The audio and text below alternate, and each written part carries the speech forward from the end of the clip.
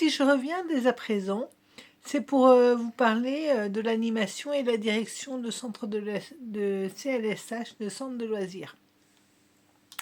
Sachant que les centres de loisirs appartiennent au regroupement de centres dirigés par le ministère de l'Éducation et de la Recherche. Pourquoi je vous dis ça? Parce que ça a un lien très étroit. Ministère de l'Enfance, de l'Éducation et de la Recherche. Les centres de loisirs sont des structures d'accueil pour enfants de 3 ans ou 2 ans et demi jusqu'à 12 ans. Et de 12 ans après, c'est les colonies et les camps qui prennent le relais pour envisager des vacances sans les parents, c'est-à-dire une certaine autonomie. Les centres de loisirs, en fait, c'est ça, c'est rendre autonomes les enfants. Rendre autonomes les enfants, ça veut dire qu'ils se départissent de leurs parents, de l'emprise de leurs parents. Enfin, quand je dis l'emprise, c'est oui, l'emprise, c'est la dominance de leurs parents, et qu'ils réussissent à avoir leur propre personnalité. Donc c'est important que les gens le sachent. On est là pour éduquer les enfants, pour les aider à grandir. Voilà. Aider à grandir un enfant, c'est déjà, quand je vous parlais tout à l'heure du livre sur les 5 sens, c'est déjà vérifier qu'il a ces 5 sens-là qui marchent bien. Et si on remarque qu'il y a des problèmes, on fait intervenir la médecine de l'enfance, les PMI, etc. Il y a des rapports qui peuvent être faits par le directeur de centre de loisirs, au CDAS, aux différents CDAS, aux différents centres des actions sociales, au PMI, protection maternelle infantile, au service des mineurs aussi, au service des gendarmes des mineurs ou de la police des mineurs. Voilà.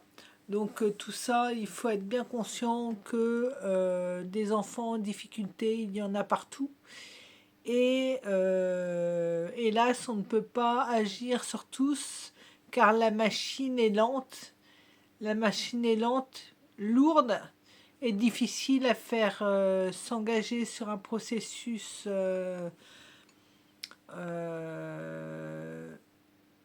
favorable pour l'enfant et la famille.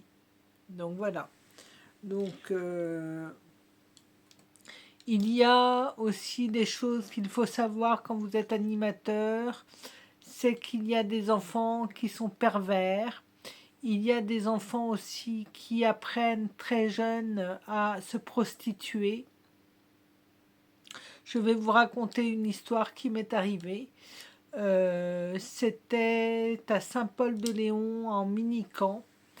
J'étais avec un animateur qui s'appelait Denis, et on était en train de jouer à Action ou Vérité avec des enfants. Et en fait, on nous a posé des questions, donc on a répondu. Et on est arrivé à des actions et on a dit non, qu'on ne faisait pas des actions, donc qu'on avait autre chose, la vérité, quoi. Donc, à un moment donné, il y a un enfant qui s'est jeté sur moi et qui a essayé de m'embrasser. Et moi, la réaction que j'ai eue, c'est de me pousser en arrière, de le repousser. Et j'ai éclaté de rire nerveusement. Et je me suis dit, mais c'est quoi ça? C'est quoi? Et quand j'en ai parlé à la directrice, elle m'a dit qu'elle allait en informer qui de droit, c'est-à-dire les gendarmes, c'est-à-dire la PMI, etc., etc. Donc, ce genre de comportement, il faut savoir que ça arrive dans certaines familles, quand il y a des dealers dans la famille ou des gens qui sont dans la prostitution, ça arrive très fréquemment et on essaye d'incriminer certains animateurs qui sont irréprochables, n'est-ce pas, et qui se donnent beaucoup de mal pour les enfants, pour sortir les enfants de là où ils sont, des fois, de la merde, n'est-ce pas? Donc voilà. Donc ma famille faisait famille d'accueil. J'ai des réticences, moi, à le faire parce que j'ai eu des expériences avec des enfants placés dans ma famille, n'est-ce pas? Qui se sont montrés voleurs, menteurs, accusateurs, etc., etc. Tout était faux, hein. Mais bon, c'est pas grave, on m'a sali, c'est pas grave, hein. Moi, on ne m'a rien dit, je l'ai appris par oui dire. Donc voilà. Donc voilà. Donc c'est pour ça que j'ai des réticences par rapport aux enfants de la DAS et que plus ils sont loin de moi, mieux ils se portent et mieux je me porte. Et c'est pas pour ça que je n'aiderai pas l'un ou l'autre si je trouve quelqu'un sur mon chemin qui en a besoin. Ça n'a rien à voir. Donc je reviens à l'animation. Donc dans l'animation, la chose qu'il faut savoir, c'est qu'il faut savoir s'organiser dans les animations. Il faut savoir où est son point fort, où est son point faible, ce que l'on est capable de faire, dans quel domaine on est capable de progresser, c'est-à-dire qu'il y a le domaine intellectuel, sportif, manuel, danse et gymnastique, etc., etc., etc. Il y a plein de domaines donc, qui sont importants et intéressants. Donc moi j'étais dans le domaine sportif et dans le domaine manuel et intellectuel. Et je vous avouerai franchement que ça me plaisait bien. Ça me plaisait bien de faire plein de choses avec des enfants, de faire des activités manuelles où il fallait réfléchir, où il fallait dessiner, découper, trancher du bois, tailler du bois, etc. C'était très formateur. J'ai fait des ateliers d'initiation à la danse aussi, comme j'ai fait un petit peu de danse moderne jazz. Merci Claudine. J'ai pas oublié ce que tu m'as appris, même si je suis restée que 6 mois à ton cours parce que j'étais blessée. Donc, mais je me rappelle. Je me rappelle très bien de tes cours. Voilà. Donc, et ces initiations à la danse que je faisais en centre de loisirs, c'était des petites chorégraphies sur des musiques entraînantes à la mode et on répétait des mouvements, etc. Et je sais que on s'éclatait totalement et puis c'était très intéressant de voir bouger les enfants, les voir faire les mouvements et puis faire correctement les mouvements, c'était un vrai plaisir. Autrement, par rapport au jeu intellectuel, je vous parlais du jeu de loi tout à l'heure, je vous parlais du jeu de Monopoly, où il fallait mettre des questions et des réponses, etc., et chercher des questions. Donc, comme je vous disais, ça ne se fait pas en un jour ni en 10 minutes.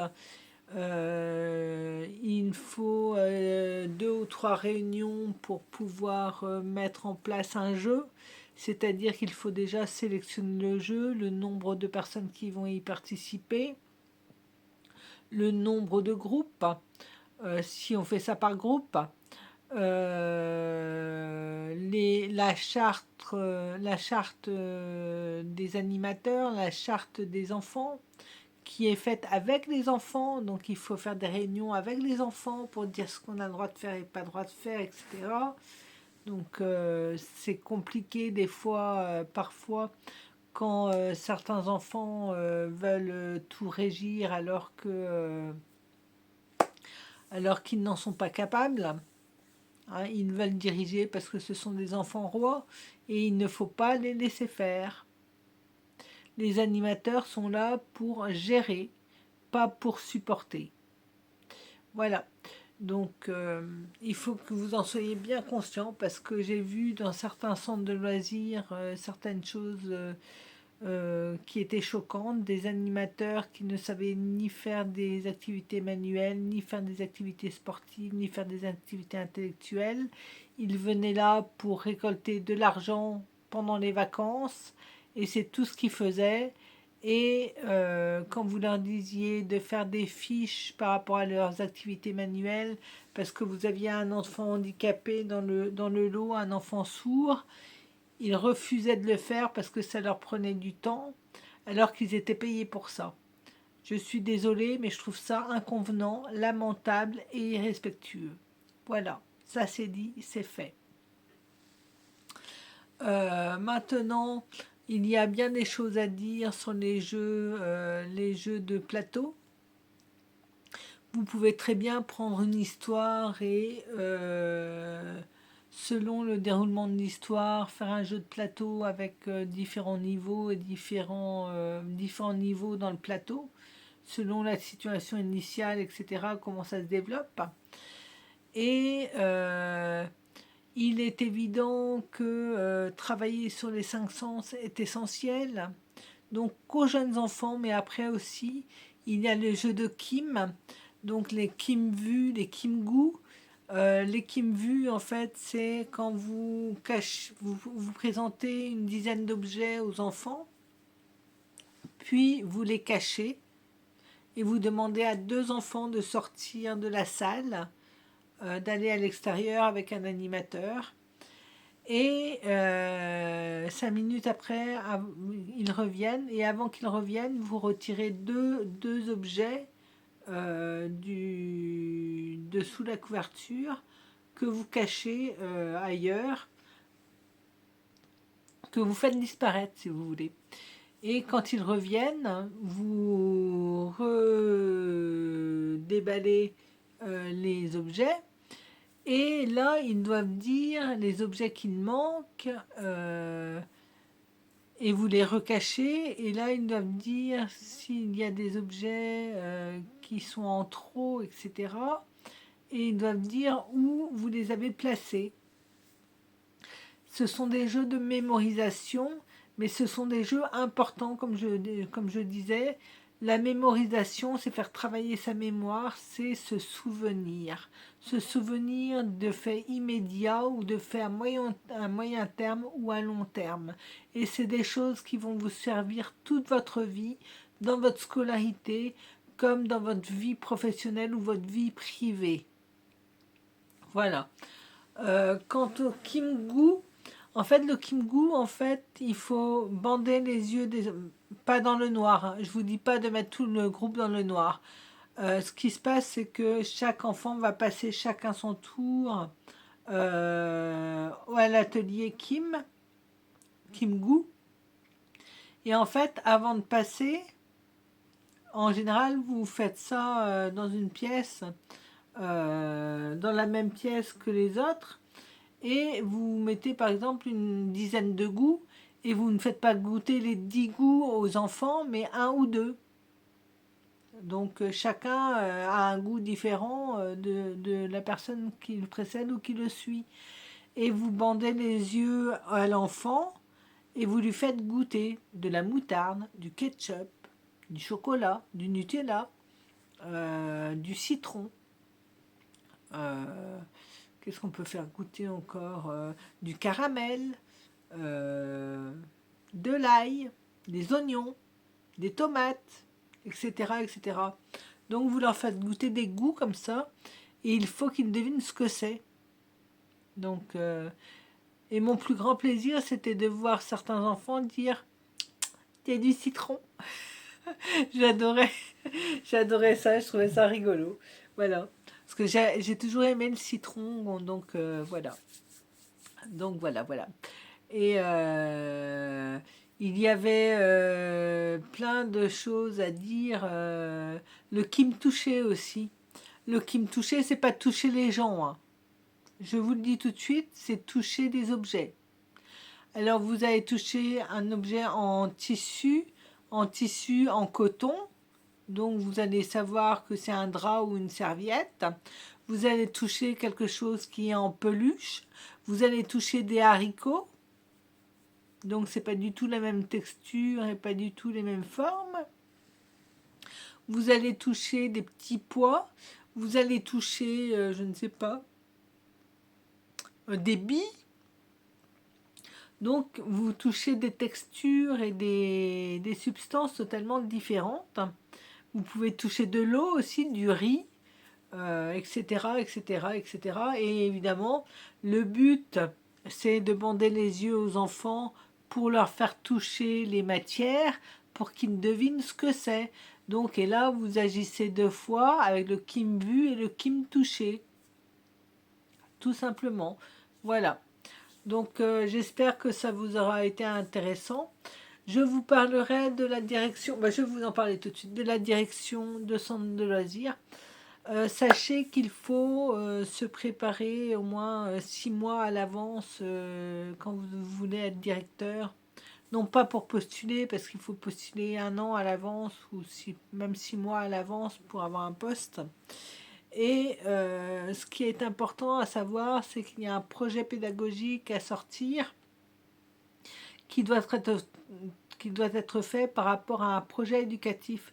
Le projet éducatif, c'est les parents et les organisateurs, c'est-à-dire les organisateurs, ce sont les parents des organismes qui chapeautent l'association, qui sont censés avoir sorti le projet éducatif, c'est-à-dire le projet avec le budget alloué, les objectifs éducatifs qui vont avec le centre de loisirs, ce qu'ils espèrent des animateurs, etc., etc., etc. Et le directeur doit faire un projet pédagogique, donc avec des objectifs pédagogiques, les sorties pédagogiques. Donc une sortie, ce n'est pas aller à la fête foraine, je le répète. J'ai eu une animatrice une année, on était allé à l'île de Bas avec des enfants. Et on avait fait un jeu de balle. Et en fait, en remontant de l'île de Bas, il y avait une fête foraine. Et là, une animatrice voulant me mettre dans l'embarras par rapport aux enfants et aux gens autour, a commencé à parler très fort et à me dire que vu la journée qu'on venait de passer, je pourrais payer un tour de tostos à tous les enfants du centre et aux animateurs pour me faire pardonner de la journée qu'on venait de passer. Elle osait, hein. Et là, je lui ai renchéri qu'au centre de loisirs, il y avait un budget à tenir et que si les enfants avaient passé une mauvaise journée, ce n'était pas de ma faute si elles n'étaient pas capables d'animer correctement une journée. Donc, et je l'ai envoyé balader copieusement. Et je lui ai dit qu'au lieu de faire n'importe quoi et de marcher sur la rue et d'empêcher les voitures de passer, elle ferait mieux de se pousser et de bien s'occuper des enfants et de faire attention à eux. Donc voilà. Donc la fête foraine, c'est bien quand vous êtes en famille ou avec des amis, mais il n'y a pas d'objectif pédagogique à part conduire un véhicule. Je suis d'accord, conduire un véhicule, ça pourrait être un projet dans le projet pédagogique, mais ça n'y est pas. Et de plus, nous n'avons pas les assurances pour protéger les enfants face à un accident dans des tostos ou dans des manèges. Donc voilà, donc ça c'est dit, c'est fait. Il y a autre chose qui est important concernant le budget. Nous avons dans le budget prévisionnel les sorties, les activités, c'est-à-dire qu'il faut prévoir des activités à l'avance, lister des activités. Donc prévoir à peu près combien on va utiliser par semaine, par jour et par semaine, n'est-ce pas? Sachant que par moment on peut faire des économies si on fait des olympiades ou etc. avec d'autres centres de loisirs, si on allie plusieurs centres dans la même semaine, etc. Qu'on se déplace et que d'autres se déplacent, ça peut être important de le savoir. Donc il y a aussi plein de jeux à faire, comme je disais, des jeux de plateau, etc. Il y a les activités sportives dans les salles annexes ou sur les terrains de foot. Donc voilà.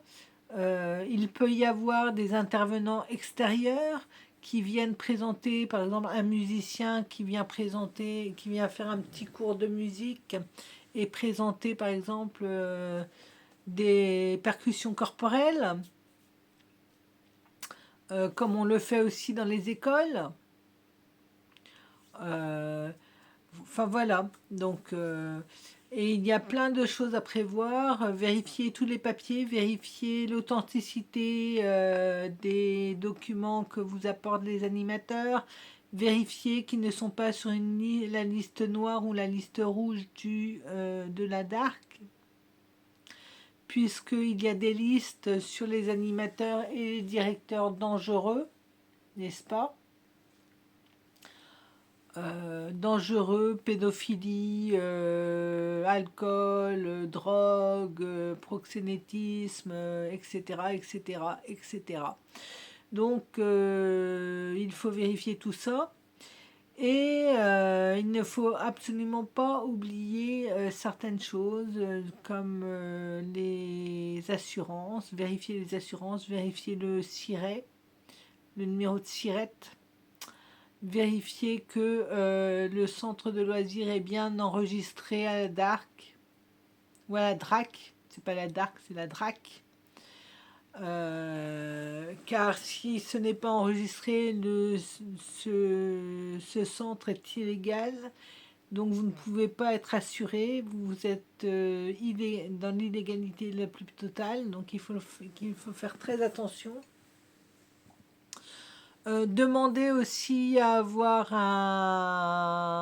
comment dire, un contrat de travail, sachant que moi je me suis fait arnaquer à plusieurs reprises par des gens que je connaissais, et ça ne m'enchante pas de le dire. Et quand je vois certaines personnes qui me narguent quand elles me voient, alors qu'elles m'ont arnaqué honteusement, et je le dis et je le répète. Enfin bref. Enfin bref.